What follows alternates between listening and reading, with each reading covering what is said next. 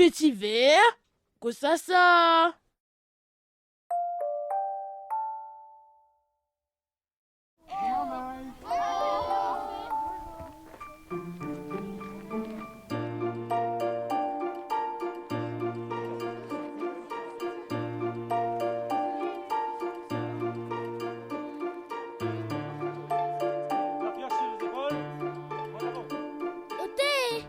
L'a dit comme ça à la médiathèque Saint-Joseph. Il ressemble à une botte vétiver. Monsieur, Oui. conseillez les vétivers. Voilà, alors c'est une graminée importée à l'île de la Réunion dans les années 1800. Monsieur, dans quel pays vétiver il pousse? Réunion, Haïti, pas Tahiti, Haïti et Java. Monsieur, quel côté vétiver il pousse à Réunion? Région de Saint-Joseph, petite île. Après il y a Montvert, La Crête, Gentil, Carrosse, Montvert et Liane. C'est une altitude de 400 à 800 mètres d'altitude. Je vais couper la feuille avec un sable. Pas trop près de moi, je suis un petit peu loin.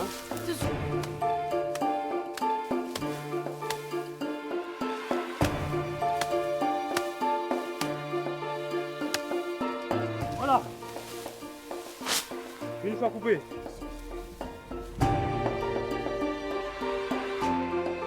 On va couper, on va fouiller la racine.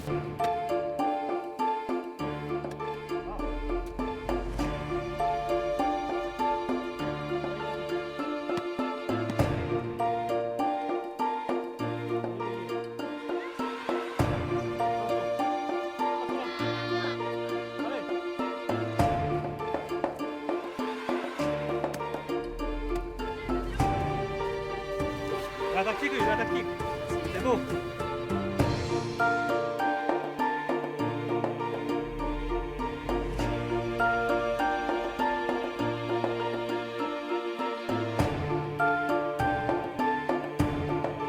T'es pas gagné? Non. C'est beau. Voilà. On fouille un trou. On met le plat dedans.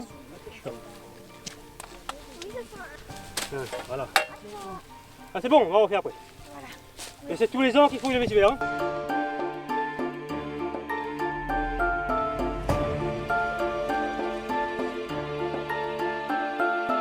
Que c'est il peut faire avec vétiver? Le vétiver, il fait beaucoup de choses. Il peut faire des toits de chaume, il peut faire des chapeaux, il peut faire même des tentes, des trousses. Il peut faire pas mal de choses aussi pour recouvrir les racines à l'arrachage. Avec la paille de vétiver, il peut faire du paillage aussi, justement. Soit il peut servir d'engrais ou même comme un genre de désherbant, c'est-à-dire empêcher les mauvaises herbes pousser.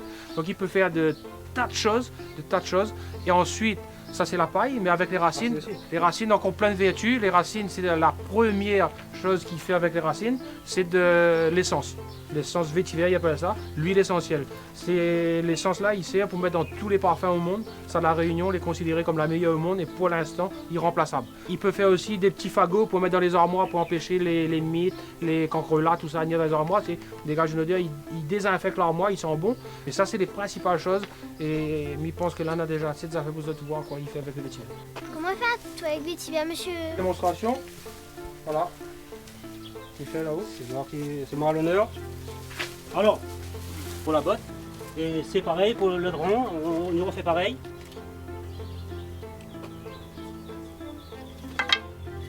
Là, un tour, bien serré. Et on refait une petite botte à côté pour pouvoir et égale. Pareil sur le deuxième rang, je repasse dessous. C'est parti. Voilà. Et bien couvert là, il fait deux, comme ça là. Voilà. Et comme il disait, la paille vétiver, il peut atteindre 2 mètres de haut. Hein. Bonjour monsieur, pourquoi le vétiver coûte cher comme ça à la Réunion? C'est la meilleure qualité, c'est le vétiver bois bleu. Et ensuite, la main d'œuvre, c'est très dur. Les terrains aussi à la Réunion, les pas appropriés pour faire de la mécanisation. Donc la recette toujours très chère à cause de ça. Tu connais c'est quoi une golette? Une golette il fait 25 mètres carrés. Donc en gros, il fait 400 mètres carrés de vétiver, 400 mètres carrés de surface pour faire une cuite de vétiver. C'est-à-dire sur 1 hectare, il récupère 8 cuites avec un rendement en moyenne entre 60 et 80 kg à l'hectare. Là, il pouvait dire qu'on avait un très bon rendement. Mais avec le coût de main-d'œuvre et quand on fait le ratio de tout ça, il revenait très cher. Parce qu'après, il avait la main-d'œuvre pour récolter, mais aussi il avait le côté où il fallait transporter à l'usine. Il avait la location longtemps, il disait, il partait à la machine, il partait pas à l'usine. Il partait là, nous arrêter notre toit de machine, nous arrêter notre toit de machine pour nous faire que notre vétiver. C'était comme ça le langage. Donc tout ça n'avait un coût. Monsieur, Oui. à cause nous fait plus de toit avec vétiver. Bah aujourd'hui, il ne fait plus de toit avec vétiver parce que bon, on a presque plus de vétiver. On a très peu de personnes qui cultivent le vétiver, mais c'est juste pour vraiment faire que des toits de chaume. Il ne fait plus de transformation. Mais même les toits de chaume, aujourd'hui, il est considéré comme un luxe. Aujourd'hui, les gens qui peuvent avoir un toit, c'est des gens vraiment un peu plus aisés. On retrouve ça plus sur le côté de Saint-Gilles. C'est plus dans les hôtels, plus autour des plages, des trucs comme ça, des lieux touristiques, mais pas vraiment une utilité. Allez, quelqu'un a sa petite cuisine pour couvrir longtemps ou sa maison. Aujourd'hui, on a d'autres moyens. Et avant, on n'avait pas de moyens. L'obligation était à trouver une solution. La solution était les toits de chaume, les toits de vétiver. C'était la solution la plus appropriée.